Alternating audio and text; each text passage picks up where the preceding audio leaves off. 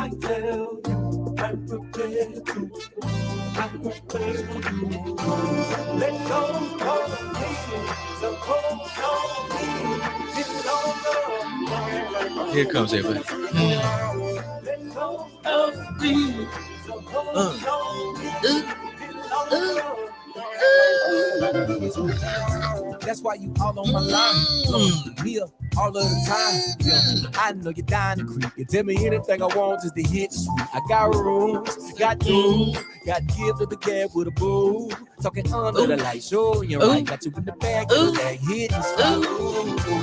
Big ball and G, top drop, bring out all the free. Good morning, But you good all I evening, need. good afternoon, Anywhere you want to go. good supper, good dinner, good dinner. I don't know what I be saying. This is actually different. Hey, early, we got energy. I can show you better than I tell you. I'm prepared to. I don't tell you what it's gonna be. I can show you better than I tell you. I'm prepared to. I will tell you. Let go of me. Can't pay him. I can't pay him. We got Crit in this motherfucker. Black man. Now, fuck it, we gonna keep playing it. You need some of this. Doing what you wanna do. Yeah. Back with a slap too. Yeah. Play at the low, the married so could never have nothing on you. Ice with the lemonade. All right, that's too much. I can't play this, man. Don't put it on. Hang on. It's coming back. I'm setting it up. Here we go. You know, come in here all calm. You had your nice little work day. You talked to some clients. You know, you had your like, yes, you know, tell me what your feelings and you know. 4 straight. Wait for it. Fuck all that. I tell you, I'm prepared to. I won't tell you what it's gonna be. I tell you, I'm prepared to. I won't tell you. All right, we running it back, everybody. Good morning, good evening, good afternoon, good morrow, good dinner, good supper, good whatever the fuck time you listen is, and thank you for listening. I like that. I like you. The song really got your energy up. Man, look, this is Crit. Anytime Crit drops new music, Absolutely. I'm good for You like. don't even have to finish the statement. Yeah, I'm good for like a month. Like, there's nothing like what I will get out here and fight with Thanos. Like, right. Barehanded. Better than I can tell you. That is a great statement. I spent my entire life growing up hearing that life will show you better than I can tell you. You know who taught me that? My father. Because dads are important. You know why I say that? Very fatherly statement. Because today's my dad's birthday. So shout out to my dad. Shout out to my dad. Yeah, dude, get this the yellow one. There you go. Shout out to my pops. You know, he's doing birthday stuff, so he's probably not listening, but he'll see this later on. So shout out to you, pops. I'll call you after this. Is that funny when like your parents tell you about things you saw, like said like 2 weeks ago? Like, oh, you watched, you forgot. You're supportive. Well, you know, I have family. My family members will pop in and out, and like say my mom, she pays attention, but she's like, y'all cuss too much. Yeah. My mom always seems like to pop in like mid episodes. Like it's never the build up to the point. She It'll catches just be all like, the motherfucker said, and then like she'll fuck around and hit it fast forward. It'd be like, so Jesus, and I'm like, you have to. It all comes together. Like you gotta promise. get the I promise whole it all comes thing. together. I swear, come on, mom. Golly, but no, my pops is a lot more. He understands when he does pay attention. He's like, I get what y'all trying to do. It makes sense. It makes complete sense. So, shout out to my pops, man, and my uncle, because they twins. So, Oh, that's dope. no, it's not. You got like It's not. I mean, I didn't experience the twin thing. I think I take that back. My twin experience is like a little more dope because my grandma's a twin. Okay. So I got like double grandma-ness. Double dadness is dangerous. Well, you can understand this fear. This, for me, that was part of my trigger of like, you talking about scared straight. I was scared straight in the instance that like, oh, it skips a generation. So that means I'm I'm strapping it up every time because I don't want to risk like the first slip up brings 2. Now my sister swears by that because like it skipped my mom, So she's like, one of us. And I was like, come on, bro. Yep. Like, And my sister had my nephew, and he came out by himself. So it's like, all right. yeah, I'm not like opposed to it. I just like I go between like the finances of 2 back to back. Where also shout out to my brother Dafu because like my nigga got twins. They are on deck. I forget how they out here. yeah, we don't got much longer. They finna be here. But like I dance between like my pockets start screaming and then I legit have like I don't know, it's love. If you play the game, like I dance between like double Kratos and like that opening scene of fucking 300 where they're just like having father son time, but it's like a cool fight because I was like, oh, me and my dad used to do that. Oh, we didn't do that part though. Learn how to become a man, fight a lion. It was kind of it was a whole bunch of like, oh, I'm really good at him, and he was like, no, you're not. I was like, all right. Yeah, nah, it's not even a financial aspect. Well, no, that has played a role. I ain't gonna lie.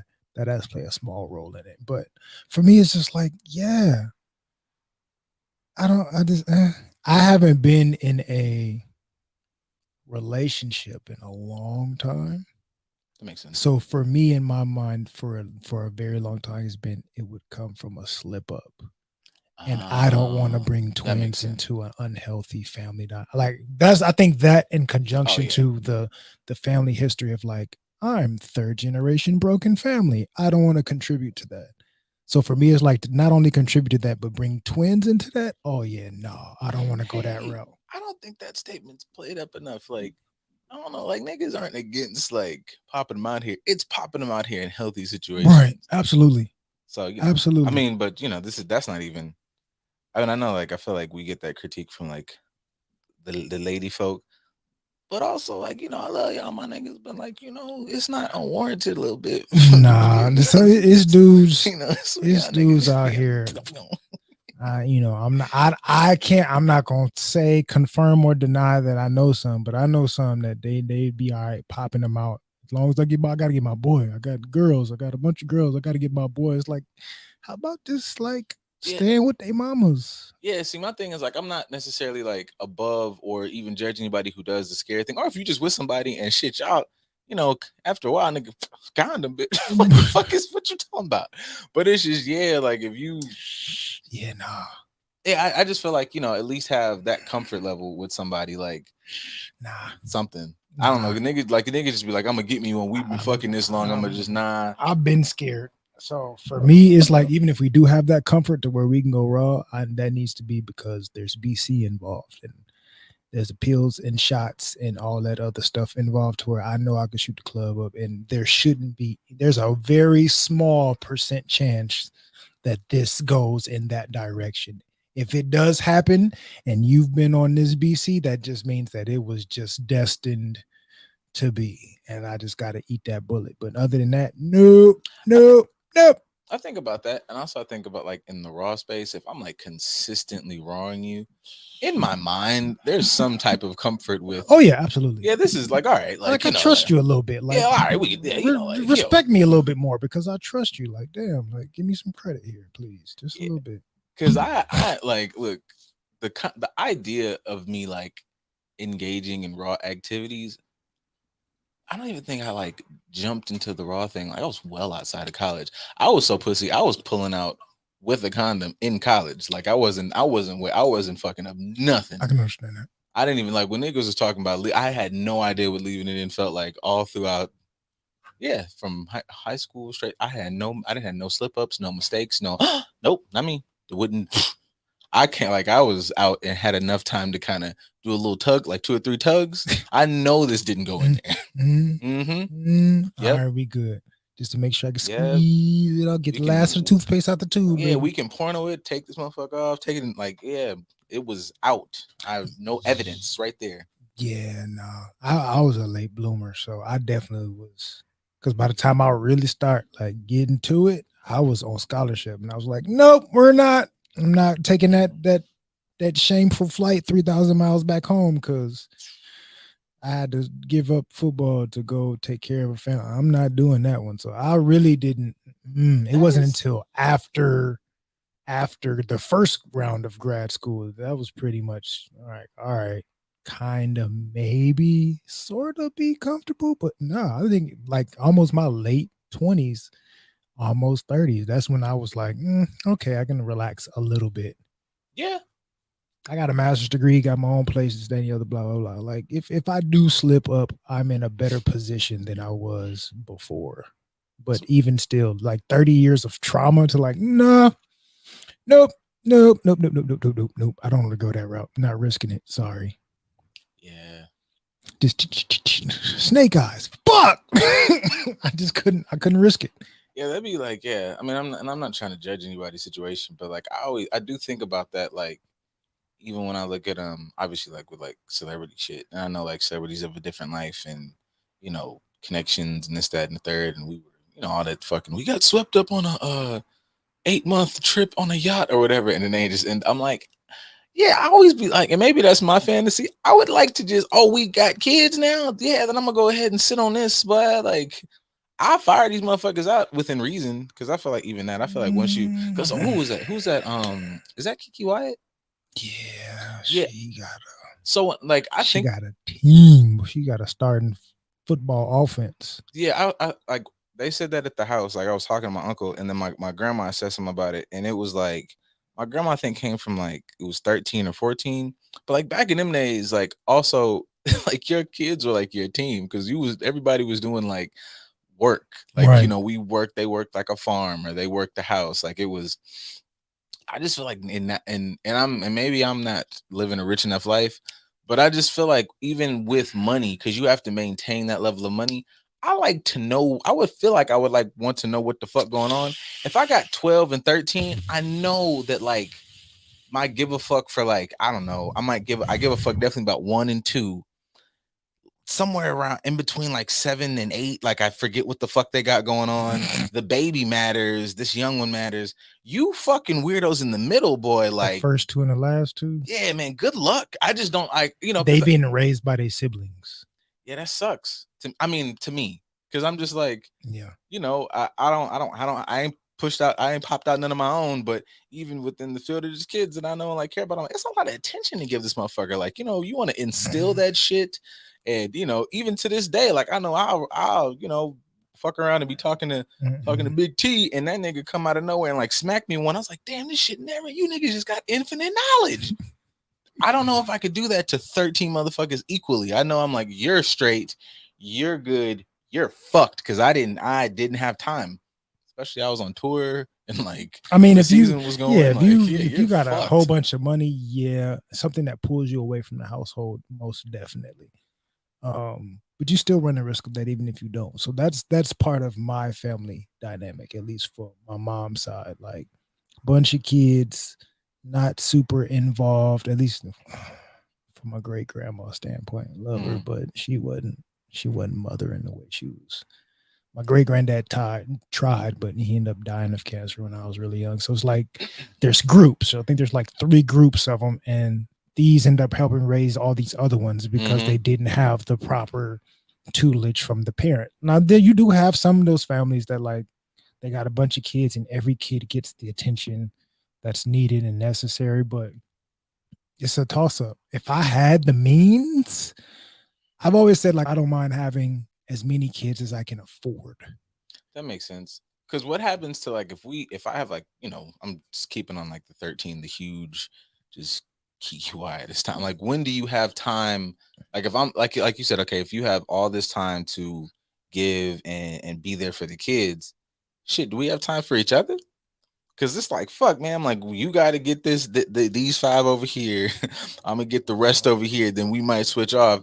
But out of maintaining fucking 12, 10 lives, shit, maintaining 5 or 6 lives, it's like, damn, I guess you want to have sex on the 23rd? You want to go on a date in 3 months? And that's if you got the means. Yeah, it's like, what are you? Who are you? I don't even know what the fuck you got going on. If you got the means, you could have 6. I think you could do 6 if you have the means, if you spread them out.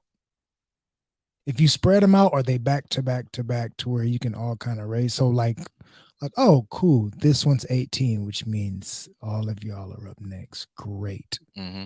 You can start figuring out how to one by one. We did this for this one. That worked. Okay, let's try it for this one. Like, you can conveyor belt the bitch, but either that or there's got to be at least 2 years difference in between so I can teach you responsibility. Like, all right, you 4. I need you to look out for your little brother that's 2. And I need both of y'all to look out for the baby. Like, I get to help teach in that regard and still have some time off. My grandparents raised 6 kids in the 60s. On $1.37 an hour in West Oakland. God damn it! Shout out to the town all day long. But that is, I don't know what 137 an hour equated to in today's amount of money. I'm assuming that would be similar to like minimum wage, roughly.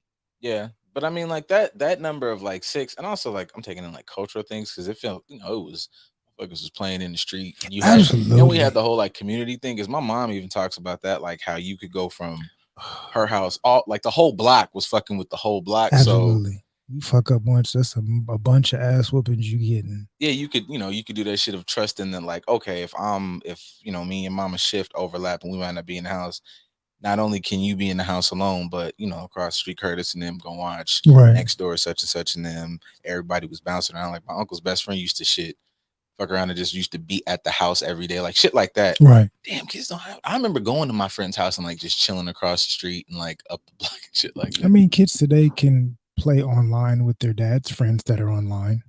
Yikes. Like, oh, that's the user's name tag that my dad plays with. Look at you, fucking noob. He's 8, bro.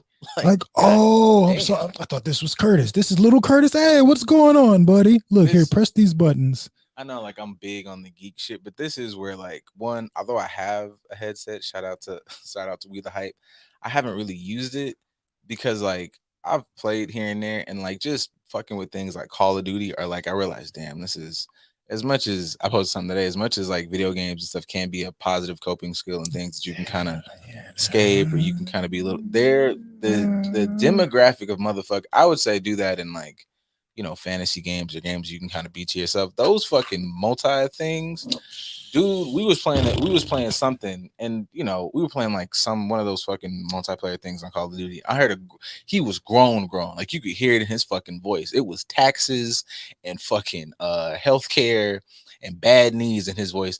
This is why you don't fucking let kids on this fucking game. And I'm like, man, hug your fucking wife, man. Go talk to your mom. Go touch some grass, because it's not that deep. This never ever being deep enough to cuss a kid out for not knowing the mechanics of the game. That shit was so wild. Like, we lost like a motherfucker, but I was just like, that shit blew my mind. I was just like, this is stupid. I'll put it into these kinds. It's never that serious to cuss out a kid, but I can understand, depending on your purpose, you might cuss them out because it means more to, like, if you are trying to be or are a professional gamer and your ratings and all that other stuff, like, this weighs on that, then I can understand you being frustrated, because I know like teammates that I love you, but we lost because your monkey ass dropped 6 passes, you sorry bastard. Like, oh, well, see, for me, that's like, I mean, that makes sense if we're playing like a league thing. They even have it in there. Like, you can play league, you can play multiplayer.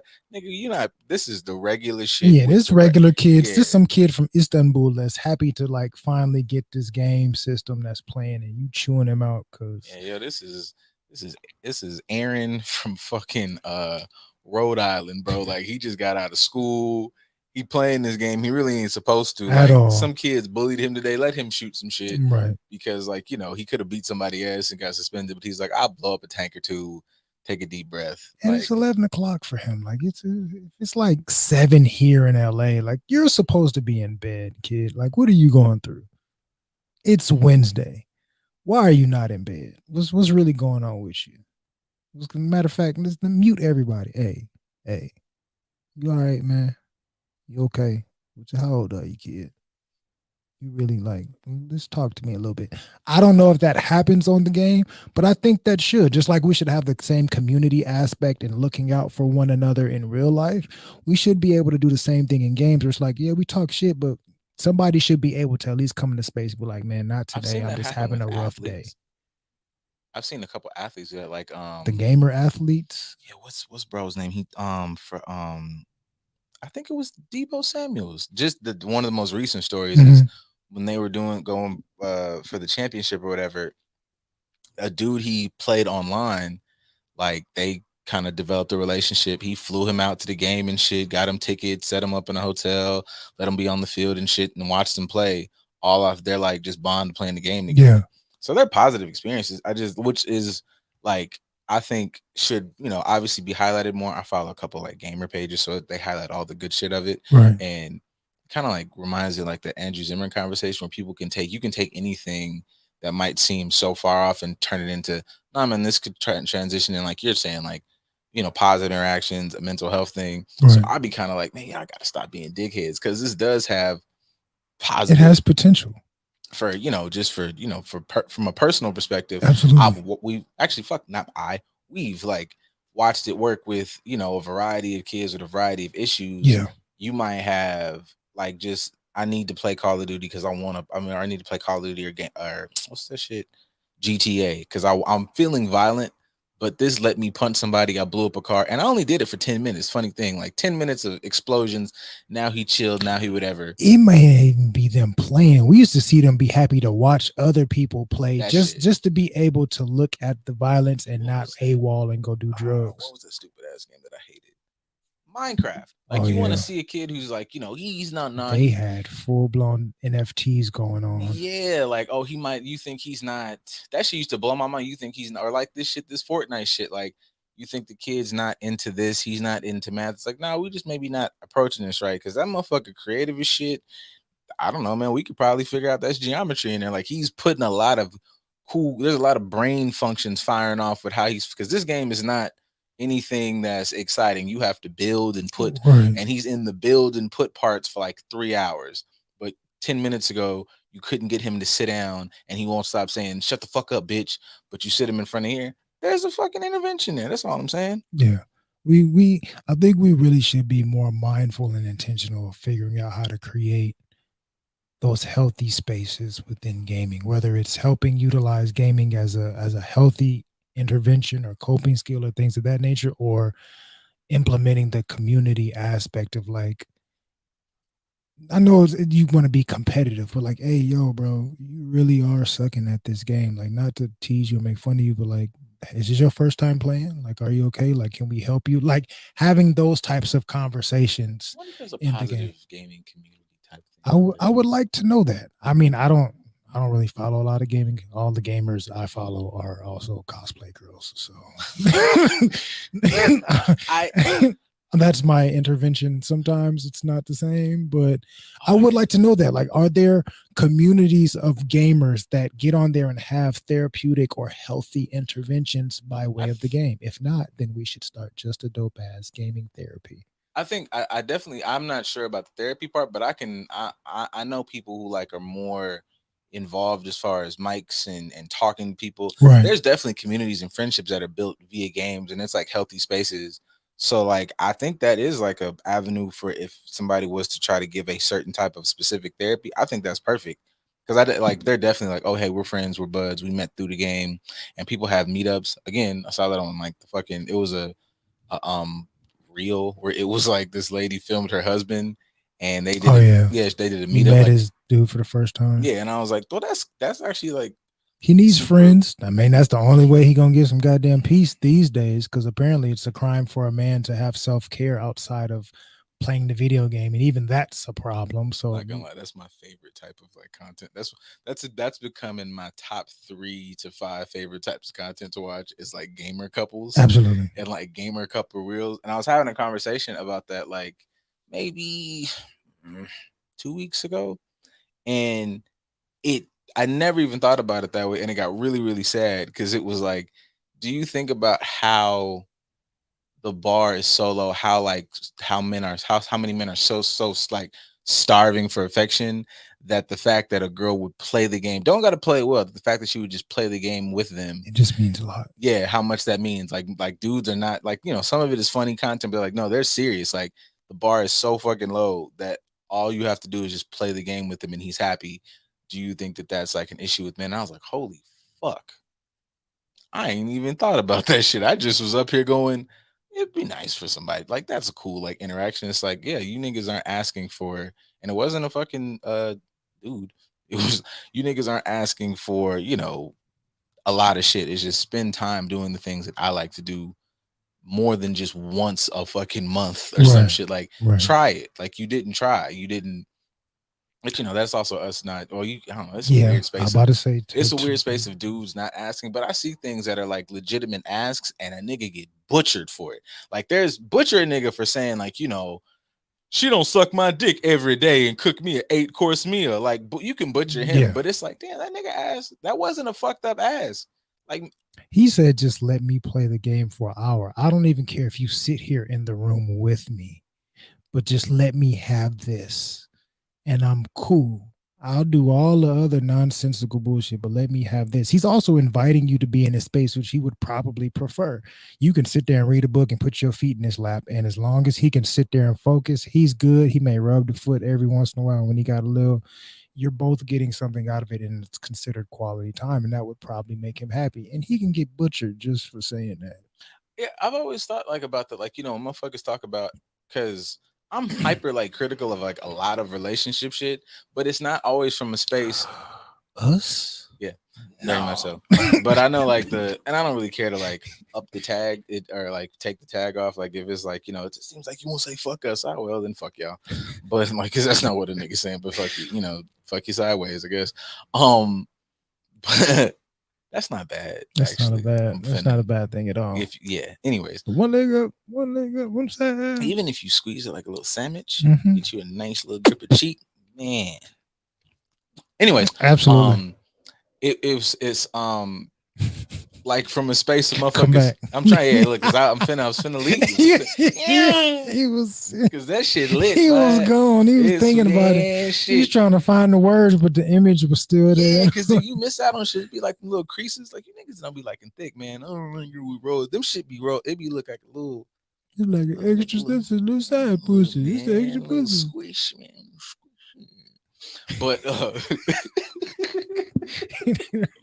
reel it back in there, buddy. But like if you know, like a lot of the things in conversations be like, we don't spend no time, you know, teaching me. It's like my favorite line. You know, I'm not trying to tell you not to fucking enjoy shit or not to get what you want, but if we're looking at what the goal is to spend time with this individual, motherfucker, you got the best opportunity. And this nigga will literally sit on this motherfucker for 6 hours. You don't think it's interesting a little bit? Like, you know, it'd be like, you know, motherfuckers talk about like niggas be closed-minded or something like that. But I was like, no, like there's expansive worlds depending. It's so many vast fucking things of content, like shoot shit, fucking, you know, the Grand Theft Auto shit, whatever the fuck you into. It don't matter. Like one, as just a human being with imagination, like I like reading. Like I said, I've started reading like fucking gotten kind of my Neil Gaiman bag, and I was like, oh, these fantasy shits do have like great stories, and then you know you get in the stories, character development, you get all these cool fucking things that can tie back into you. Just because motherfucker got wings don't mean it's not cool.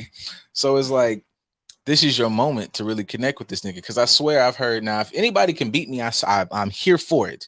I'm not even saying this as a shitty.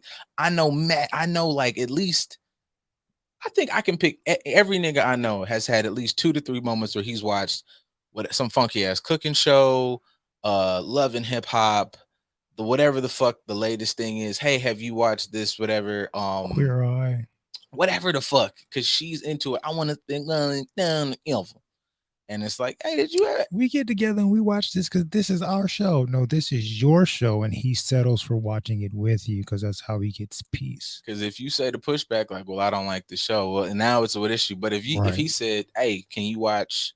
I don't know what the fuck is out. Lucifer with me. Want to watch Green Arrow? Want to watch fucking can we, you know, you ever thought about picking up the sticks and playing? I don't like that shit. That's for you. That's your thing. You can do that. Well, what the fuck? This is the nigga. This is your moment. This is our, because I know I think I know the idea like opposite attract sounds sexy on paper. But I feel like, you know, you guys got to start finding some ways to merge. I feel like opposite attract might even be misunderstood. It's like if I'm bad in the area, like if I'm not, if I don't like communicate, you're a better communicator. Okay, our oppositions attract because you're helping me get better. Right. You are not very outgoing. I like to go fucking jump out of planes. Word to Willis. then we might merge. I might be too outgoing. I might always be like, hey man, put your goddamn dick away. I might need somebody to be like, hey nigga, reel that shit in. Our opposites attract there. Right. But certain things like interests where we just are day to day, some of that shit should link up. Opposites attract is a good thing depending on how you approach it. Oh, here we go with perspectives, and that is just the fucking. You might as well. That's the talk bane of existence for a lot of people. But if like you were saying, this person's super extroverted and I'm super introverted, if I approach it with like, oh, I can help them understand what it means to be more introspective into themselves if they embrace it, and they can help me learn how to be more social, open, and expressive with more people if I embrace it. Those opposites attracting is a good thing because it's going to help you become stronger in areas where you are not strong. You have somebody helping you learn how to get better at something that you struggle with, which is going to add to. So now instead of me having one strength and you have one strength, we now have two strengths. Oh, when they talk about this shit, everybody post about like soulmates and all the spiritual shit and all that. That is also like part of the gig, like whether it kicks your ass or whether you learn the lesson. Where it's like this person, if you are still fucked up in there, that's why you might be on your 7th, 8th partner and realize you kind of going through more or less the same issue. If you break it down to like the core, like it presents itself in different ways, but it all might come back to your, you don't listen, or might come back to your confrontation, or might come back to you avoid this, and you see that in every relationship. It's like you got to be open to learn a lesson. This might be a dope motherfucker because this is not they're the problem. It's you not seeing that we're doing the same thing in every relationship. Oh shit, Kenny got some shit. Oh, yeah, he did. I was all gonna right. let you finish first before we get into it. Ooh, it's a question. You gonna finish your thought first? It was kind of that your person. okay. That was kind of just that. Like I know we talk about that. Like you presented it positively, and it's everybody. Should be sounding super good when it's sweet. But on the shitty side, when it's like I can't stand this motherfucker. All right, well, take out your feelings real quick. Right. You not standing this motherfucker is them teaching you a lesson. It might not be that y'all not whatever. I'm not saying stay with nobody who's like whooping stomping your motherfucking ass, but y'all got to start working. But that's you not embracing it, and that's part of the problem. They're presenting me with something that I'm uncomfortable with, and rather than me lean into it and learn how to get better with it or have a better understanding of it and create some balance with it, I completely repel it. So that's you want to hop on the sticks and play with me? I'm not expecting you to be perfect. I'm not expecting you to beat me. I'm not even going to compete with you. I just want to share this moment with you. Ugh, that's stupid. That's your thing. You're completely repelling it. So now they feel rejected. Now that's not a safe space for them anymore. Now they're not going to bring it to you, which creates a wedge. And I'm gonna get back to this Kenny thing, but that makes you think too, because when you think about things people say a lot of times in relationships, it's like it's never like, oh, I found out this nigga, stab kittens every week. Right. It's like this one minor thing like that. He like anime and wrestling. Yeah, it'd be like this motherfucker's been dope for like y'all been what's that shit last week? 6 months, 8 months. It's been really dope in this one little thing. You don't think that you can maybe like, and that's not taking shit. Like the lack of understanding between like, are you taking shit or are you having an ability to like grow and understand? There's a lot of this conversation about growth and shit, and if you sound real sexy online, like that shit is not a foot in your ass. Right.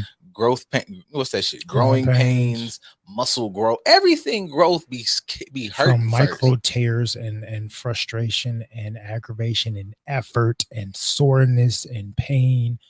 That's what creates growth. But no, we don't really like growth. He was a really dope nigga when he was spending money doing what I wanted to do. She was amazing, So she was sucking my ass, but then she was like, "Hey, you ever think about like going back to school? Shut up, bitch! Right, I'm that nigga in the street. Right. Shut up." Is it all right, Kenny? All right. Is it safe to say men were raised in an ecosystem that purposely negated their ability to emphasize and emote, so they had to isolate themselves in games just to feel human? I mean, he's saying the shit about the stuff a little bit. Absolutely. And I mean, if you think about it, for our generation and our father's generation, their gaming was sports. Being outside, playing sports, playing in park leagues, playing in rec leagues, playing in the neighborhood. That's where I felt safe. I felt safe physically competing with my male counterparts. Because that's all we had. We didn't have anything else that understood us or gave us a way out, or even for some gangs. Not to say that that's a healthy way to go about it, but I don't feel safe enough to express in any other way except here in this gang around. Like you can hear gang members, man, I love my niggas, man. I love them. I die for y'all. It's silly, but I understand. Like you needed this camaraderie. You needed somewhere to feel safe. You needed people to care about you. You needed to feel like you had a place where you can express your emotion and talk it through. May not be in the healthiest way, but you can do that. With the lady folk, you don't always get that. So where do you turn to? The safest space that you have. You can hear that in how they talk about it, but I say that a lot. And it's not a way to, what am I trying to say? It's not a way to shift any type of blame if this is even a blame situation, but it's to look at shit in its totality. It's like I would never not say that dudes are not the most, or like we're bad, we're terrible, especially black men. We're not the most expressive with emotion, depending how you look at it and depending who you talk to. Because like you said, because like you said about like, gang members and shit, like, them are technically supposed to be the hardest, most violent dudes. Them niggas will cry. Them niggas will come. The softest niggas on earth. Them niggas will come to their friends and like, they have fucking all these vulnerable moments. And it's like, okay, on the flip side, as much as men are saying and preaching that like you can't be vulnerable in front of women, there are women who like promote that. There are women who you have a vulnerable moment, and they drop the ball. It's like you can yell, you can scream, you can this, you can that, you can cry, you can talk about your fears, and the nigga's like, okay, cool, solutions. Even if he comes at you like, you need to do A, B, and C, like he's ready to like be there for that. You come on the flip side, and it's like it's a lot dropping the ball. Everybody act like, well, it's not me. How do you know? Like how many opportunities have you had to really be the safe space? If every nigga doesn't know how to talk about it, then you have no idea how to handle it because you've never had that experience. Right. Ain't nobody saying that you are just like some fucking goofball, but you don't know how to math because you ain't never went to math class. So what the fuck is you talking about? You got rid of basic addition, subtraction, and division and multiplication. You're like, all right, I know math. And it's like, he comes with geometry. And then nigga said, bitch, I'm calculus now. What the fuck? And you said, no, you're not. And here's the fucked up part. As much as motherfuckers act like relationships, they can be smooth sailing and all that other shit. But as this shit progresses, as other things come on, like as that nigga wakes up one day and has a issue with his pancreas or something, I don't fucking know. That's far outside the fact that that's reasonable. You know what I'm saying? Like it'll always it ain't like you get with this person and it gets, how do I say this? I'm not trying to say it just gets terribly hard, but it becomes more complex. Like you might have, I have math and I got multiplication. We're keeping this fucking arithmetic analogy. I know math and multiplication. He's going to become calculus regardless. Like you're not gonna, and so is she. So you got to get your fucking math on. Like it makes no sense to try to say, well, I do this, this, and this, and that's that cooking shit, that cleaning shit. The fact that he can change a radiator makes him a good man. It's like, nah, nigga, because when you get in here. And I don't know what's that shit like when postpartum hits. Yeah, what you finna do when he's got a good gig, but he's always wanted to write poetry and take pictures, and now he's saved up enough to really get into that field and business. What you gonna do now? Because like he's dying inside at work, and you're trying to figure out how to work that through. Y'all have kids. Your kids got XYZ issues, and they got like that's fucking advanced triple calculus with some dick pictures on it, and you got to figure out how to like. What you finna do then? That's emotional intelligence, and that's a class that nobody took. It ain't a meal on earth that could substitute EQ. It ain't a meal, pussy, and what was that? There was that fucking video you sent, and this is not a knock on women because this was niggas up here saying this. Fuck them, feed them, leave them alone. Men are simple. Fam, shut up. Matter of fact, because to help us start getting better at providing you with context. The balls up. We're gonna start adding in this stuff, but let me get started right now and nigga, go ahead and nigga say that shit and this and then. For a man's standards is three things: feed us, fuck us, shut the fuck up. if you beautiful, if you fine, bro, a man with money don't care about a woman's money.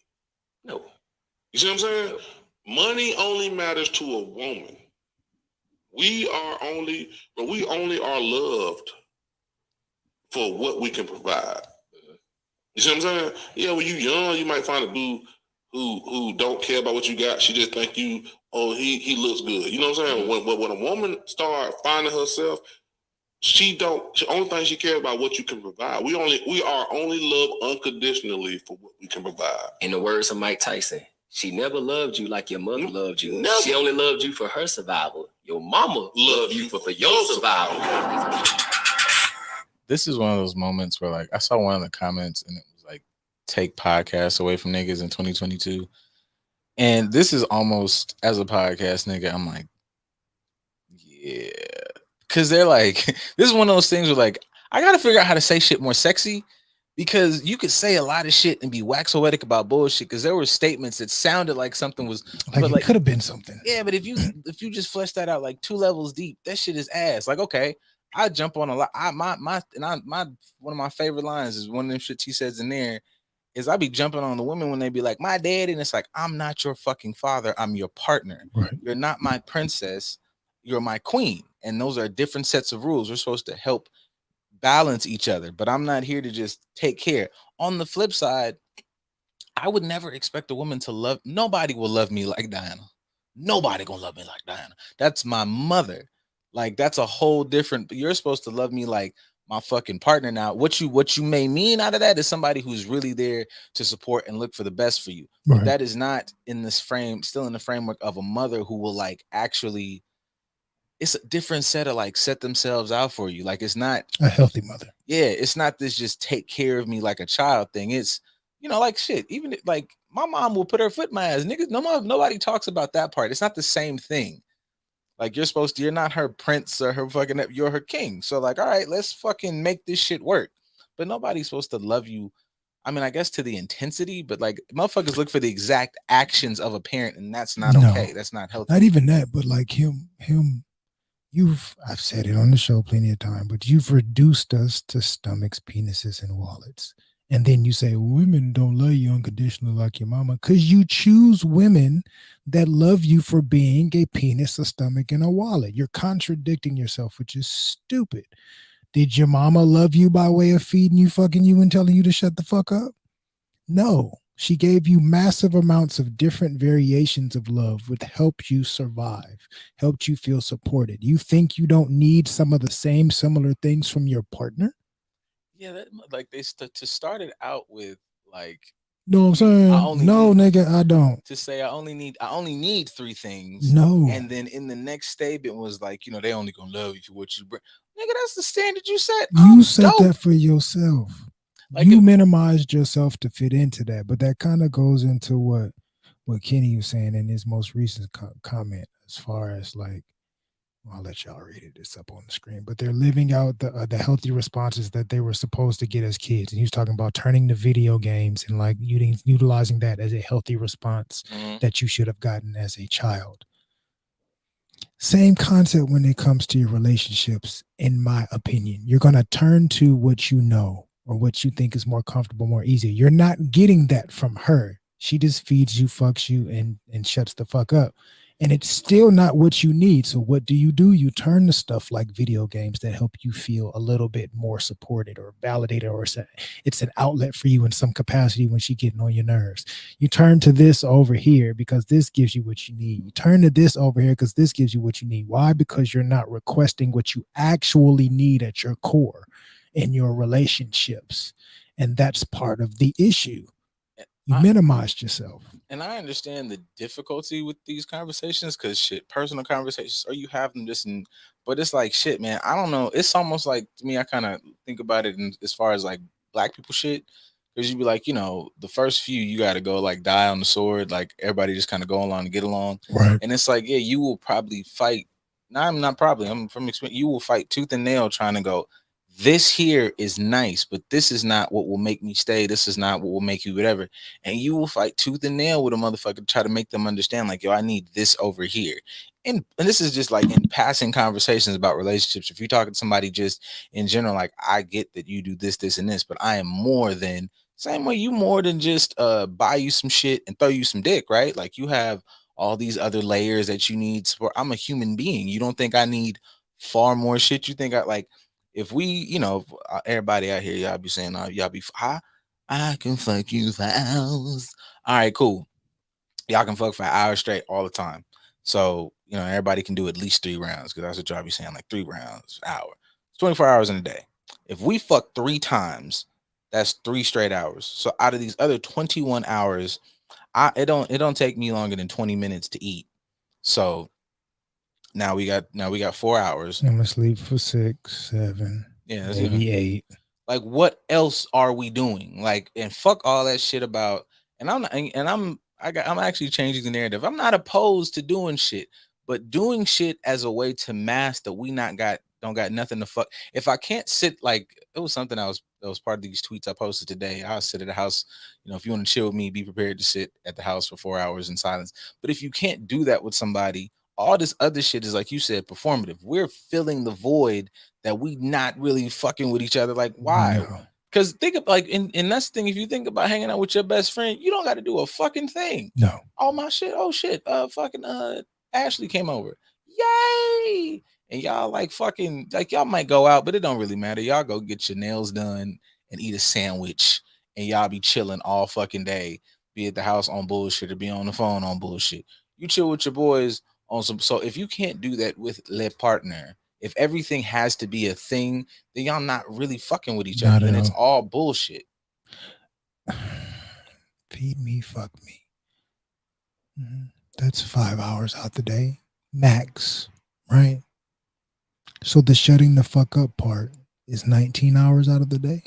And here's my thing about. So we're in silence most of our relationship. That's what you're saying. That's if she's pretty. We got to add that context in there as well. If she looks really good, the best thing that she could do for me is entertain me for 4 or 5 hours out of the day, and then be a silent trophy the rest of the day. You basically just want to hire a French maid, basically. Yeah. And I've gone on a whole tirade about, like, I don't need a maid. If you want, like, in my mind, like, if you motherfuckers talk about, like, I go out and I hunt and I'm a Viking warrior and I slice and I cut the heads off of bears and shit. Not bears. Bears are fucking amazing animals. We don't touch bears. I cut the heads off of dragons. All right, cool. And she's at the house cooking and cleaning. In my mind, and I'm not joking, I swear to God, I got to figure out where I found, because the fucking greatest fantasy in my head is, like, I get an axe and then my lady come back with a sword and stab this nigga in her eye. Like, she can gut it. Yeah. And then we both, like, carry this big bitch on our back and then we cook it. Like, I don't like that. Like, if it works, it's cool, but I don't find that to be necessary. That narrative that I just go out and tear it. I have, like, I'm not egoless. Do you know how, like, you remember Thor and fucking, like, Tony Stark, and they was sitting there and Pepper Potts and what's her name wasn't at the party when they was fighting Ultron, like, before Ultron pops in, and they sitting there and it was like, well, she's getting, what is that, your Nobel Peace Prize, and Tony Stark was like, well, it's hard, running a motherfucking $1 billion company, and it's like, well, it's hard, she's better. I'm that nigga. My bitch is a lawyer. Or did you, it's crazy that, like, she zoomed this right now, but she's in China putting the fucking, like, I don't got none of that motherfucking shit. Like, it's cool, like, if she wants to do the whole cooking at the house shit, but it's like, nah, nigga, like, my bitch bad though. I don't give a fuck. Like, like that's your rebuttal? Viola Davis and her niggas. I know that nigga be talking shit. Absolutely. Did you see this fucking nigga motherfucking Academy Award? What the fuck your bitch did 3 movies that's out right now simultaneously in theaters. I be having sex with Amanda Waller. Fuck you niggas. I don't understand you niggas. I'm sorry. I was trying to be cool. Fuck y'all. That shit is bullshit. You niggas is weird. Because if I'm considering myself a dope motherfucker, that does not intimidate me. It's like I'm doing dope shit with another dope motherfucker doing dope shit. Absolutely. Kiss my balls. Nah, fuckers. I want a cute trophy because that's going to help me continue to minimize myself. I've minimized myself so small that I pick somebody smaller than me to make me feel big. And I think that's where dudes should challenge themselves. Because that thing about being silent, I understand where that could go, but I understand also not expressing it. Because I'm somebody like that. If I get frustrated, I know, like, and this is something to work on with, but I know my knee-jerk thing is once I get a certain level of hot, my mind clicks off to fight. So it's like, I need you to go away. I need all of it. I need everybody to clear the room, or I'm going to clear the room. I'm not coherent. We're not talking. We're not having a good time here. Like, my adrenaline, I'm not trying to I should probably sound like more of the therapy guy. This is me and imposter syndrome, so y'all take it or leave it. But there's things that like your nervous system. I just read a whole fucking 3 chapters on this fucking shit a week ago. It's like your nervous system does shit when you can recognize that, okay, these are my triggers. Okay, you know what? Every day at work, when I get a new intake, I run through this list of like when I'm bringing them in, it's like, okay, we run across like, hey, if the kid recognizes, we're going through just body functions that you register, like, oh, you're leaving baseline. Like, do you jitter? Do you notice your heart rate? Do you start speaking fast? Do you start, if you're doing that with yourself, I'm good with myself. Like I'm leaving. Hey, this bitch is taking off. Now, if you're feeling like that, cool, set that space with your partner. But when you say silent, this is what I feel like niggas mean, and they're just not feeling like talking. And this is one of those communication things. Stop fucking Don't challenge me. Not healthy wise, it's don't challenge me. What they're meaning is don't disrespect me. Don't talk down to me. Don't talk crazy to me. Don't talk to me like I'm a bitch. Don't sit up here and minimize my feelings. But if you say things like minimize your feelings, you're gonna fuck around and get them double, triple minimized because you sound like a bitch. Or you get some shit where the shit, and I feel like niggas don't, you only know the tools you know. If you know that like once you get to a certain thing, it's swing time. Where on the women's side, all of y'all can drag a bitch, I'm sure. But a lot of it is like, I don't know what the fuck that feels like. I don't have that in me. So if we're communicating and that's how you want to get your shit off, it's gonna send me through the roof. So no, I just want you to keep quiet. I'm just gonna take keeping quiet because that correlates more to I rather hear nothing than try to sort through and teach you how to talk to me properly, right? How to interact with me properly. Because you gotta you gotta do the same thing where you have to be a more, I guess, descriptive. You would have to go to additional layers. So here's where I'll shoot Buddy some bail. I don't really know, but I don't know who he is, but whatever. Nice, old school Orlando gear. Get that? like was he off-brand Trey the Truth? He said next fit, buddy. Yeah, that's about all you got. But I'll shoot him some bail and say like he's not off target. He just didn't articulate himself well. Go beneath those surfaces. Feeding you. What does feeding you mean? What does it represent? Not just the surface level of like you made me something to eat and I get to eat, but what is below the surface of feeding me? TJ. I got it. Okay. All right. This is not something I just came up with. Like in my personal experiences, I've said this. The food thing is good. I like food. I like how it tastes. Y'all see, I did not get to this size by fucking eating air sandwiches. Okay, where the fucking sugar water and mayonnaise sandwich? But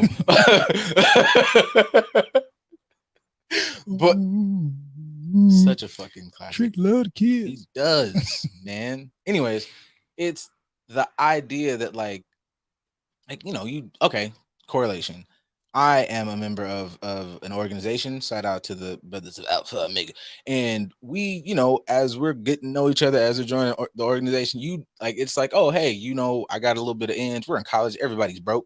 And it's like, hey, oh yeah, I got an extra 20 because I was doing, whatever work study. You want something to eat? That felt good because you didn't have to do that. You didn't have to feed me. You didn't have to. You considered me. Yeah, you were, in my mind, that correlates to you have a space in you to be there for me selflessly. It has no benefit to you to feed. I don't have no money. I can't pay you back. I don't have a job at this point. All I do is go to class. So like that little small thing is expounded upon like, oh, this person, and you build off that block of your relationship, and through other interactions, you be like, okay, this person's dope. This person is down for me. That's what cooking can mean. Right. That's what it means to me. Do I give a shit about the act of cooking? We all have access to BuzzFeed Tasty. All of us follow about 6 or 7 foodie things. I can look at a recipe. I'm not slow. You grab the garlic. I grab the onion powder. What type of bev you want? It could be the aspect of cooking could be important if, say, I lost my grandma and you made me the dish of hers that I loved the most. And you know that was my favorite dish from her. And even if it's not perfect, just like she made it, the fact that you thought of it, you realize I was having a rough time, a rough day, or whatever it is, and to console me or make me feel better, you made that for me. Back to you having emotional intelligence, because what you did is not you cooking as a woman does. That's you being emotionally intelligent to go, okay, he's in a fucked up space. He might not be able to communicate it, but you know what does make him feel good?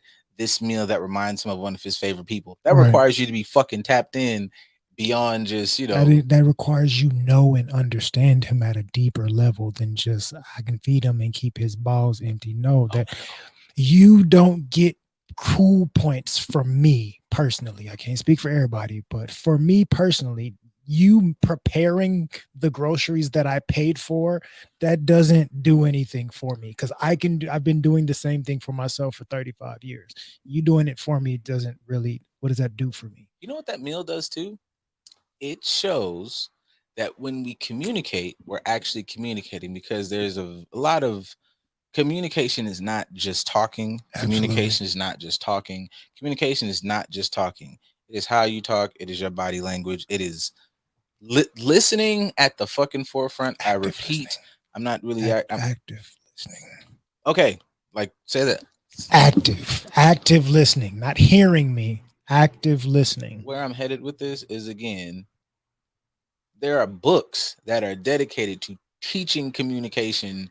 Active listening, as he's saying, it's a part of the job. Like, it's a literal skill set. Right. You motherfuckers are not communicating. I give everybody their kudos for trying, but you motherfuckers are talking at each other. I have a point of view. I'm going to vomit that point of view on you. I have no interest in hearing your side. What I'm here to do is convince you that I'm correct. Right. That is not communicating At all. You niggas are not. You're manipulating at fucking best. You're being gaslighting at the worst. Selfish. Yes, this is exceptionally selfish. So if you're gonna, and so to correlate that back to the food thing, it's like, holy shit! Not only you remembered when I told you, I didn't just give you an empty fact about me and you use it, against me later on in a conversation or something, or it's like, oh, this was a very vulnerable moment. I need to tap in with, and not just tap in with this to keep tabs to get fucking cool points. It's like, this is important. I'm glad that you shared this moment with me. Cool. I'm gonna clock that because I'm fucking with you. Right. The fuck? Fucking me. To the next one. What does fucking me really mean? Not like the act of me penetrating you in some capacity and busting a nut. I gave him some of this pussy. Look, right. There's tons of women on this earth that can do that. But what does fucking me actually look like to the point to where that's how I have a good connection with you? Maybe you allow me to do some things that I don't feel comfortable sharing with other people that I'm into. Maybe I'm said street nigga. I'm out here, you know what I'm saying? Like, I'm that dude. But I like when you peg me, because that's what I'm into. That's my kink. And I know that I feel safe enough to allow you to do that. And I don't have to worry about you throwing it back in my face. Or, my girl's a dominatrix and I like to be the sub sometimes. I like for her to degrade me sexually or whatever the capacity is. And you don't have to worry about somebody using that against you to embarrass you. You are a safe space in a sexual setting. Or I may like sensual stuff. It may not even be that we really get into it. It's just the fact that I'm inside you and you hold me and you caress my ears the way that I like my ears caressed. Or you rub my neck, or you pinch my nipples, or you whisper sweet nothings in my ear. Because that's Rubs what I is like. it, man. I'm gonna tell you right now, you get to rubbing. It's a lot of body, man. Rubs is it. Physical touch. You just walk by TJ and just graze his arm. He gonna be naked in 10 seconds. Like, what you saying? I call the cops. I'm a professional. I am, man. How dare you violate me? I have been accosted. Ma'am, please. Whoa. Away with you. I would say, like, shit, I'll give y'all something simple, because I just know that, like, I know I be trying not to be like condescending, but like, I mean, that's what this space is for. Everybody else is doing it. Like, you look at like just comments and like just in conversations, a motherfucker take what you said, right? And they'll run with it like, oh, well, I'm not no domination, so I ain't finna play nobody. But so they just disregard what you said as if the concept wasn't sexual, like take care of him. Safety. Yeah, safety, and you could be shit, bro, a little selfish. When you say gave him some pussy, in my mind, I like fucking, but also I enjoy the act of like, I've had a long day. Suck my motherfucking dick, champ. Like that's easy. Like I just keep it easy for y'all. Like, yeah, I go like, you know, I like fucking and I go in here and lay this motherfucker out.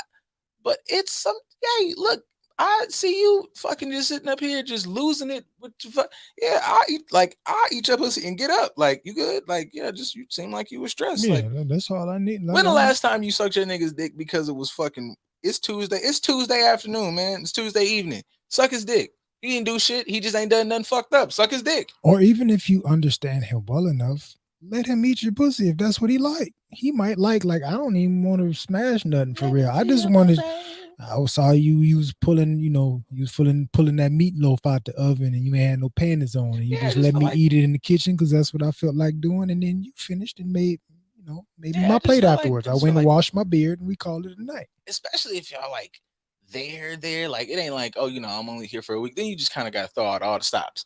But it's like if we like, especially y'all living together, like, yeah, what if I didn't feel like fucking right now? I just wanted to eat some ass and go. Like, you bent over, that shit was looking good. I might not have jump started because I'm like, damn, we got fucked now. I'm tired, nigga. I just want to do a little. I feel like that's underrated. I just want to do a little nasty. Just want to do a little. Just a sprinkle of nasty. Here all day, like it's ain't nobody going nowhere. We you stay be here when I get back from work. Like, I just wanted to jumpstart this motherfucker. Like, what's that shit like? That's also that's the build up. Get into the sexuality practices. Word the fucking sexual frequency. You don't have to like, okay, we get home at 5 or 6. Like we go to bed at 10. We got to get this shit jumping between 8 and you could have got that shit started at 8:30 a.m. Yeah.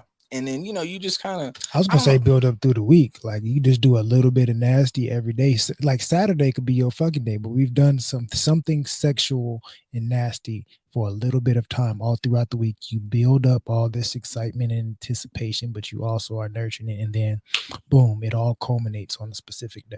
Yeah, because I don't know, maybe I don't want to call it like just chaos. I'm not like I'm not always like a planning person. It's just if we're in this space, that's my thing. Like if we're just like in like this extreme comfort everybody want to do, you should be able to just do wild shit. Like, okay, shit, man, it was Wednesday, we fucked 7 times. It was Thursday, we didn't do nothing. Friday, all we did was, you know, put our mouths on each other. Saturday, I got a hand job while we was at the store. Thursday, Sunday, you know, I put my thumb in your butt while we was just walking through the like. Just it shouldn't be. I mean, tried on a sundress at Target, and you asked me to see how it looks. It was I came in and just yeah. I just feel like it should be. I feel like if you are planning people and you need all that, but I feel like if it's and maybe this is me shooting for the stars. If it's locked, then that shit kind of takes care of itself. So like. Instead of the Honda guys doing random acts of kindness, you can just be like the humping guys. We do random acts of nastiness throughout the week. Doing random acts. It's an expression of love. I'm doing random acts of loving you, motherfucker. If you that's why I be feeling like y'all full of shit. Because y'all be saying the regular shit. And I'm like, it don't even have to have all that. Y'all niggas just be saying shit. Well, that was my gripe with Buddy. Because the way he articulated it, it's like, no, you think you're saying something, but you're really setting us back further by subscribing to this narrative that men are not human beings and all we need is to bust a nut and eat a sandwich and we are satisfied. But no, we are emotional beings that have needs, wants, and desires like anybody else on this planet. I promise you, it's a maid fuck service somewhere if you Google it. And if it's all she's doing is like, fucking in a sandwich, then like you could get that. You can go to Brazil and get that. Yeah, like that. Like it's some of this like simple shit. I mean, it is like simple acts, but minimizing it to just these 3 or 4 actions is taken away. Like you don't want a simple partner. You want a partner that you're comfortable with, that you feel free with, that is like, okay, if we are sitting here and you're being quiet, today's just quiet day. Like, cause I fuck with you enough that we don't have to fill this air with bullshit conversation. Because if you're talking about, you know, everybody all in the energies now, we lying. We don't have nothing to talk about. We're lying. We didn't fill the house full of lies because we didn't have to say that. You don't care about what you're telling me. I don't care to hear it. We're just cool. Like all I care about is being right here next to your funky ass. Because you ain't going nowhere. You ain't taking no shit. Like, we just 2 funky motherfuckers. It's Sunday. We ain't done shit. That's all the fuck I give a shit about. Nothing else. I don't want to feel the pressure of, oh fuck, you didn't say nothing. Now this motherfucker gonna think you not fucking with him because you ain't said, I don't got nothing to say. Got nothing to do. I don't want to take no long walk around the park. I want to sit in this goddamn house on this couch and watch cartoons. Leave me alone. And be okay. Yeah, energy, man. Like, I don't want you even in the room. I just like, what was that? That was a Patrice thing. Like, I don't need you. Like, you know, we don't like to be alone. We like to be by ourselves. Like, just be in the room. Just start touching some shit. Oh, there she go. Cool. She here. Yeah, like I'm a fuck. I don't got no choice. I'm gonna fuck with you in like 30 minutes to an hour. Just fucking keep fucking around in there. I don't give a fuck what you doing. Move a couch. Shit. Or I mean, even if you talking about the feeding aspect, this is his space. He watching that show that he likes to watch. He ain't said nothing to me. I would like some attention, but you know what? Let me get these chips out the cabinet and I'm gonna just put them on his shoulder. I figured you watching your show. I figured you might want some snacks here, and walk out the room. You know, she love me. She know this my show. She gave me my space, and she know these my favorite chips. Like you understand him. I see you. You see me. We recognize each other. Doesn't have to be some grandiose thing, but I feel acknowledged, and I acknowledge you for acknowledging me. And then, what you doing in here, baby? Oh, nothing. Your show over? Yeah, your show over. And I saw you brought me them chips. That means you really care about. God damn it, you was thinking about me, huh? Look, it's that easy. Like that's when shit be simple. Like the bar, as much as the bar is on the floor, I feel like there's not enough credit for like, oh yeah, that was with the bar being on the floor. Like, that was a really genuine act. Like motherfucker could be like, okay, man, why this motherfucker? And you could say it just like that. Like, be frustrated with how much you don't understand what's going on. Because I feel like that's some shit too. Like, shit be really cool and you just don't get it. So you like fuck it all the way. But you can come in with all the all right, man, fuck it. What is these naked giants running around breaking shit? Because you've been watching this fucking shit and I don't get it. The Nephilim? You getting to that, boy. You finna nut. Close them up. Not only are we finna nut, close your thighs. We're off the mark. Put your ankle on the other one. I'm actually turn up. I'm finna shake this motherfucker down to the bottom. You asked me about who? This motherfucker getting in there. We finna create. How dare you? What'd you say? Anunnaki, man. I'm finna. It's finna get pregnant in this. Anyways,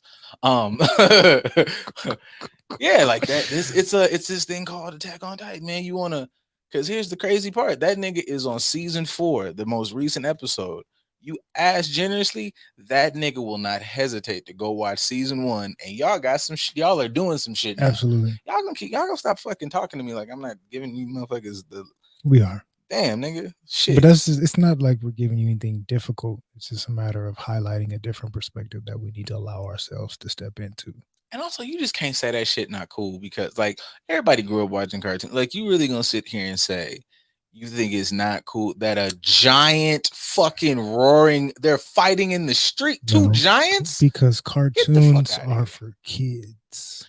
I stopped watching giants fight when I was a kid and I was watching the Megazord. I don't watch giants fight anymore. Let's watch something more adult, like Real Housewives of Hollywood. Cartoons ain't really never been for the kids. Mickey Mouse was putting his dick in cheese and they was calling you nigga. It was a big mammy that was walking around carrying shit. Thomas, Tomcat, Thomas. Just 2 Mitch Mac socks, big old ass, big swinging Thomas, and they never showed her face. But she had these big black mechanic hands. That's bullshit. Fucking shit was for kids. Raggedy motherfuckers. Like, this nigga Bugs Bunny was making racial slurs during World War II. It depends on which Elmer Fudd. Was he with the black original Fudd that had the big old pink lips? This one wasn't even with Fudd. This was during, and I've said this before, I forget this history teacher I had, but like, this is also, word to just different ways to teach and fucking fuck with people. He went through every era of like cartoons to show like how fucked up things were, and it was during World War II.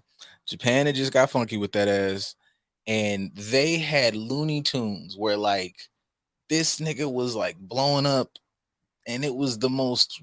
Now it was the propaganda wildest at its Asian finest. stereotypes, bro. It was so that we move on into. Shit, what the fuck is that shit? The Crazy World of Gumball. That nigga, it was a balloon that stuck a fucking pineapple up his ass.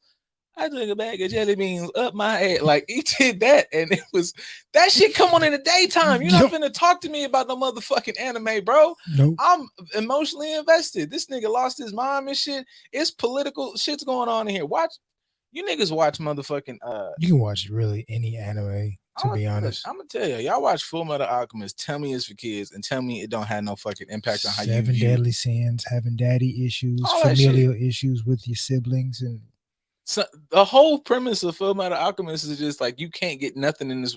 Everything has a cost. Everything has a price.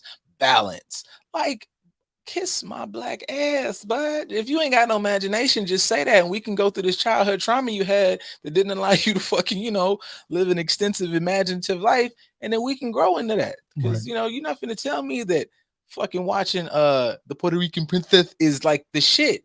Fuck you. Watching this goddamn degenerate ass show talking about this is entertainment.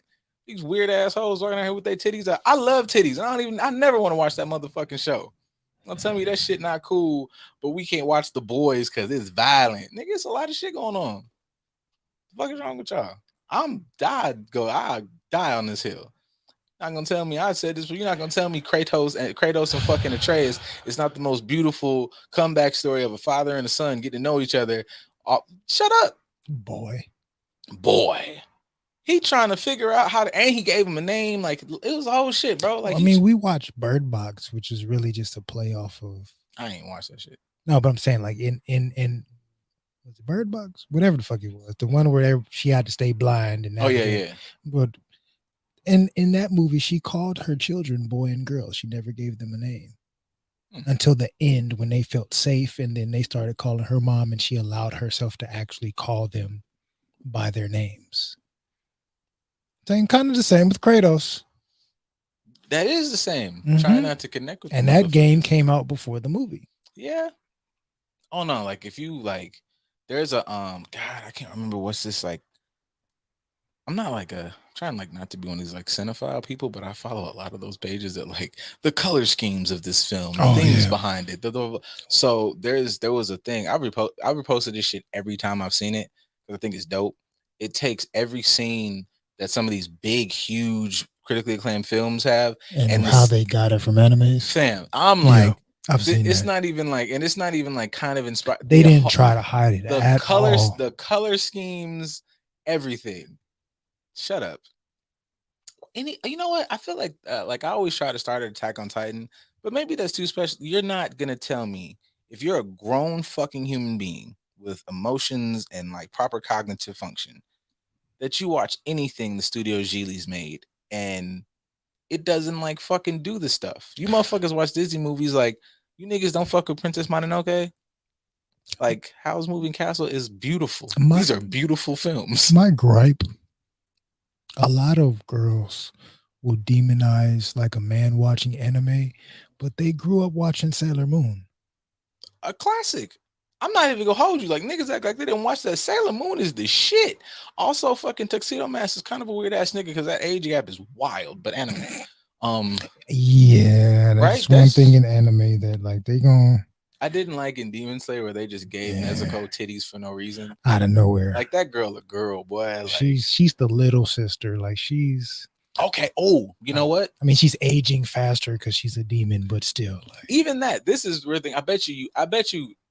He's not emotional. He's not this. Ask him about his favorite shit and let him talk about it and just explore the conversation. You will find out he lights up. Because I will say, and not even just lights up about his favorite, you will find things about him that you didn't know.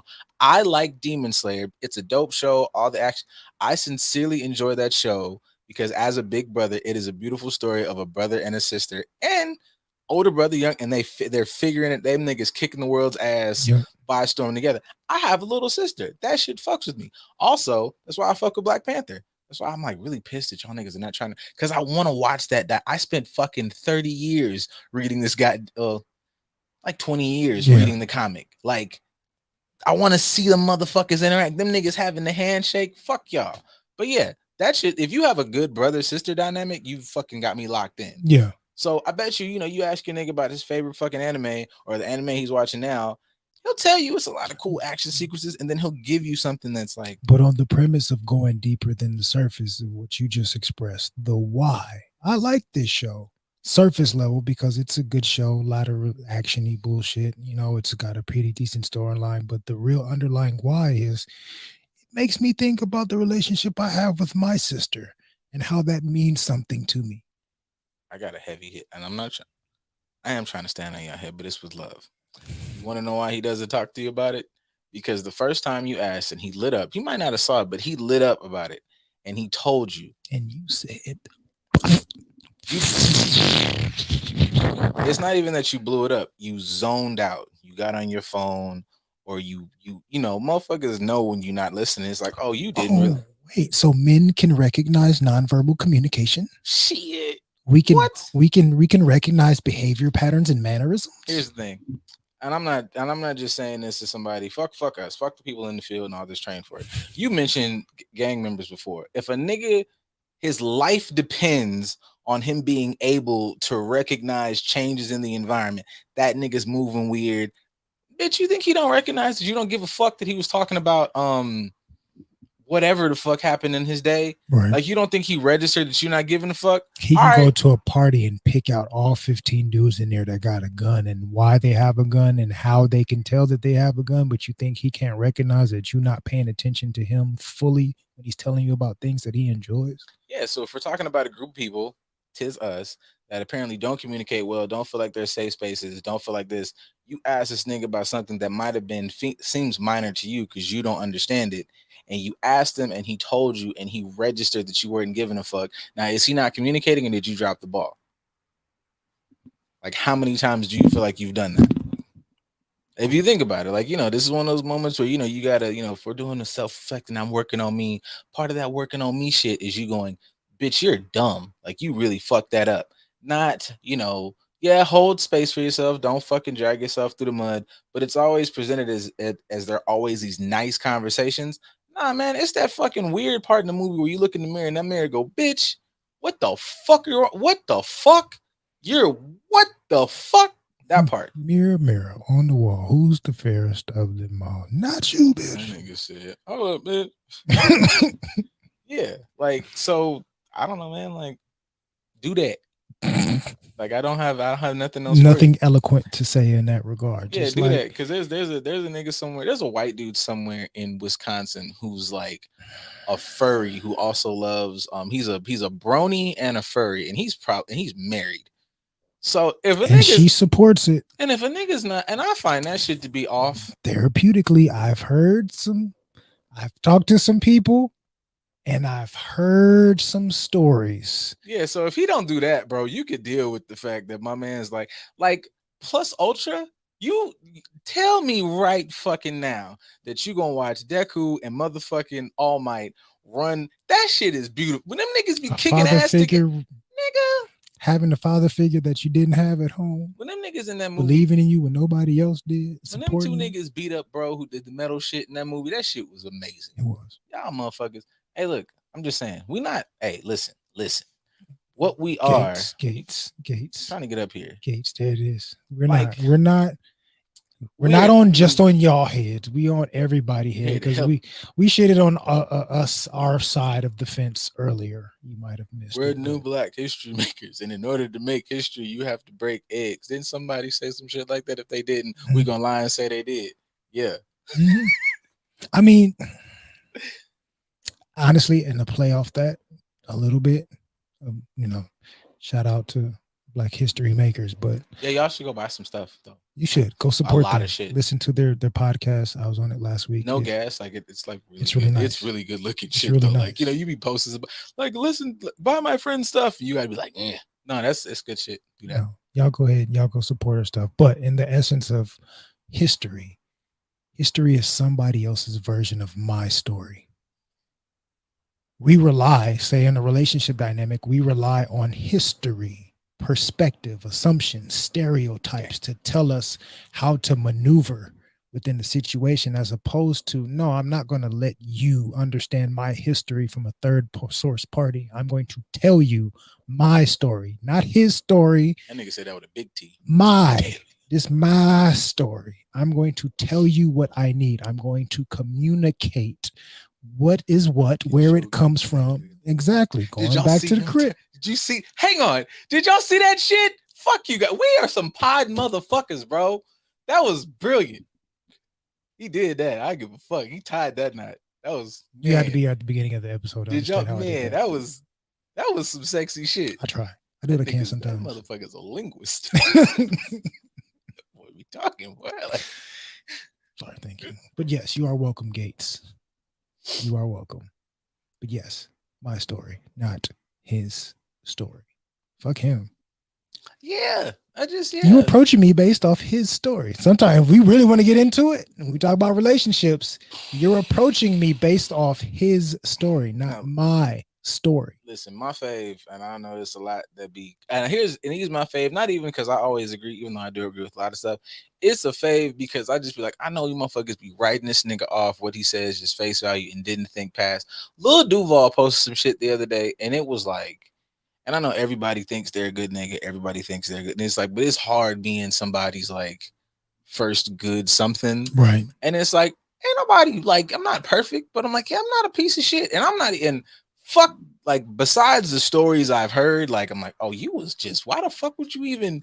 But it's like comparing it, like, no, everybody's flawed, but it's like, I'm not like a bad person. I'm like a toxic, shitty person. Like, okay, cool. Like, so you be looking at that and it's like, man, fuck is you talking? Like, just, if you hear about the last 3 or 4 motherfuckers, like, this is vice versa. This is also men and women. If Absolutely. you tell a motherfucker, wow, you ain't nothing like the last such and such, then why the hell do you think that what any the fuck that you've ever done should you do over here? Why would you not every time take, even if you do it, why would the next step once you calm down be to go, maybe I shouldn't have done that? Because I've been running that fucking playbook a lot, and they don't even do that shit in the league no more. Like, they don't even have fullbacks. Ain't nobody run the wing tee. Yeah, like they haven't ran the wing tee in 5 ever. I've been wing teeing it and haven't won it. I have not won a championship yet. I get mad at the fact that I keep losing with the wing tee, and then I come to a space that's like, oh yeah, we respect the wing tee, and I think, yeah, let me do the wing tee. No. I said I respect it. I didn't say that we should do it. It doesn't work. This is a football reference, everybody. Like, there's plays. So if you've just been running the same play and it doesn't work, and you're like, wow, this team is completely different. They do a whole different scheme. I like they do a whole different scheme. There's some crazy shit. They got a whole different skill set. Why the fuck would you run the same? You got a 6'8" fucking receiver that runs a 4.2, and you line this nigga up as a running back. Are you dumb? Do your research in college football and tell me the last time Army or Navy was dominant. They've been running the same playbook for 50 years, and everybody knows their plays, and they still run the same plays. No, it's an entertaining game for Army Navy just because you get to see them go at it, and the uniforms are always going to be dope as shit.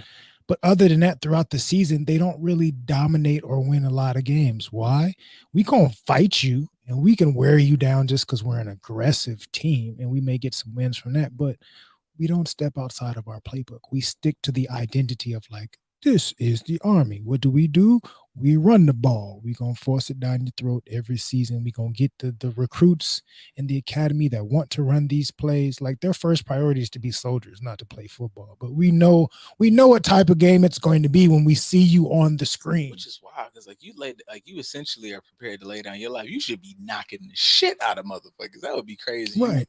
You out here like, ready to go fight, murder the world, and a motherfucker from like, if I'm in the academy and I'm building my life right now off of being 100% routine, the last thing I want to do when I'm on the field is run the same routine plays somebody else has been running for 50 years that have not worked in our advantage in a long time. I don't want to do that.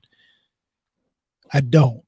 But it would take something in you to be like, nah, hey, coach, hey, I respect tradition and all, but this ain't really been working in a long time. Can we try something else that'll like actually work for us? Can we throw the ball sometimes, please? Like, Yeah, I've never understood that. Like, you have your core values and all the other shit, but you cannot take, this motherfucker completely different. Rodney, I ain't never met a nigga. He completely different from Rodney. Then why would you bring the same bullshit? Why?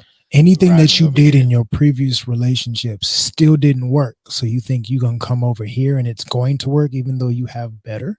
You don't think you have to step your game up at all? You don't think you have to approach some things differently? You lucked up by getting your foot in the door. But to stay in the house. Again, back to that whole shit. Like, you found a different motherfucker that's going to bring up some other shit out you. Like, this might not be a bad thing, but this motherfucker finna tell you, like, hey, like, that shit is whack. Why is it whack? Nobody ain't ever said because you was dealing with a bunch of whack motherfuckers. If you trying to level up, then, here's the boss level motherfucker. Like, your opposite attracted you, but now it's time for you to turn your negative into a positive so you can be similar. Just saying, like, I don't know. Thanks, guys. This is our first Tuesday. Moving forward, there's more stuff and things to be stuff and thinging. I mean, yeah. Okay. He's addressing it without not really addressing it. Because I want to we're gonna do some stuff soft. This was the soft opening of the restaurant to a degree. Yeah. I just want to drop it. I just want to express things in more chaos because the internet be interneting. And I have an idea, and to get him a part of the idea is more funny in my mind. But yeah, Tuesdays, everybody who tapped in live, thank you. Everybody who listens later, thank you as well. New time, Tuesdays. Tuesdays is the day. No more Monday, no more Saturday. And it's longer, right? You guys like the longer. Just longer here on TGN, Good News Radio app, or here on the YouTube platforms. Tuesdays at 4:30. We hit all the holidays, man. It was Manifestation Day that y'all was saying. Get out there and fucking, they ain't done. And if the day is done, then whenever you're just keep, get your shit together. Absolutely. And a real time frame on it. Absolutely. More stuff coming from the Just a Dope Ass podcast umbrella. We're about to encompass a whole lot more stuff. But for now, right here on the TGN app, that's what you get on Tuesdays, 4:30. Thank you for tuning in.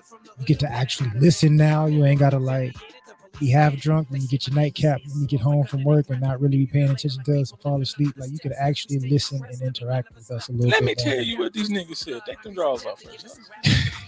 I mean, you got some of that too. You can listen to us in traffic. You can feel relaxed and relieved. You can have some good conversation and whatnot. You got something to talk. You got something to talk about when you get to the house. Guess what I heard?